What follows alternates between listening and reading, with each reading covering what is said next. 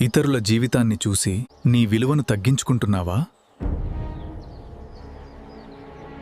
వాళ్ళు ఎదుగుతున్నారు, విజయాలు సాధిస్తున్నారు, కానీ నువ్వు మాత్రం అదే స్థితిలో ఉన్నట్టనిపిస్తోందా?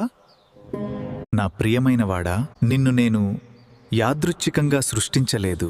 ఒక తోటలో 2 మొక్కలుండేవి. ఒకటి త్వరగా పెరిగే పూల మొక్క, ఇంకొకటి నెమ్మదిగా పెరిగే చెట్టు. పూల మొక్క కొన్ని రోజుల్లోనే అందంగా పూసింది.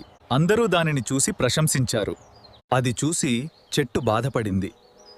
నేను ఎందుకిలా నెమ్మదిగా పెరుగుతున్నాను అని ఆలోచించింది. కాని కొద్ది నెలల తర్వాత ఆ పూల మొక్క వాడిపోయింది.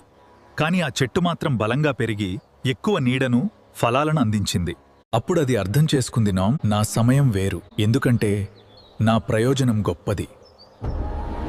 నువ్వు సాధారణ వ్యక్తి కాదు, దేవుని చేతుల్లో రూపొందించిన అద్భుత సృష్టివి. నీ ఎదుగుదల నెమ్మదిగా ఉన్నా అది బలంగా ఉంటుంది. నేను దేవుని ప్రత్యేక సృష్టిని అని కామెంట్ చేయి, మరియు ఈ సందేశాన్ని ఇంకొకరితో పంచుకో.